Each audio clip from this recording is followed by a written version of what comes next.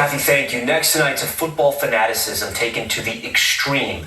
Several fans who watched the Kansas City Chiefs defeat the Miami Dolphins in a January wildcard game where wind chills reached nearly 30 degrees below zero, suffering from frostbite, some of them forced to have fingers and toes amputated.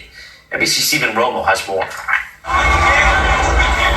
It was a critical wild-card win for the Kansas City Chiefs, but for some fans in the stands, the January 13th game was a life and body-altering event. A local medical center reporting some patients who braved the frigid temperatures to watch the Chiefs defeat the Miami Dolphins needed amputations due to frostbite.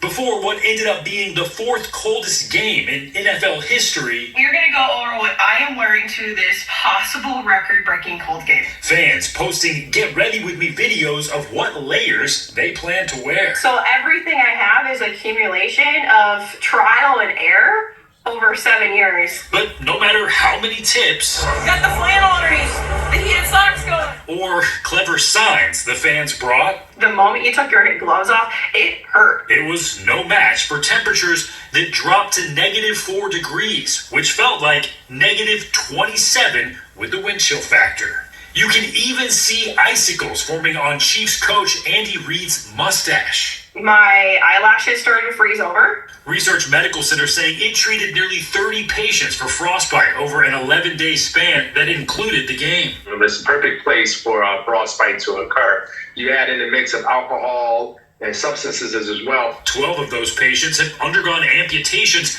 primarily of fingers and toes, due to exposure. The center confirming some of those patients attended the Chiefs-Dolphins game and saying more amputations are possible. You start to feel pain in your fingers and your toes and your ears, then you know that's a sign that you are at an extreme temperature. Both Dr. Davis and fan Alex Vanderveen say preparation is key, wearing warm layers but not so tight you can't move normally, and avoid getting sweaty. Also, maybe avoid taking that shot of whiskey that you think will keep you warm. In the beginning, it gives you that kind of rush, that sort of feeling of warmth. But what it does, it causes all the blood vessels to dilate, and it causes you to really drop your core temperature more. Not only making you colder, but also affecting your decision-making abilities. How do you explain to somebody who's not a sports fanatic why you would go to something that felt like -27 degrees?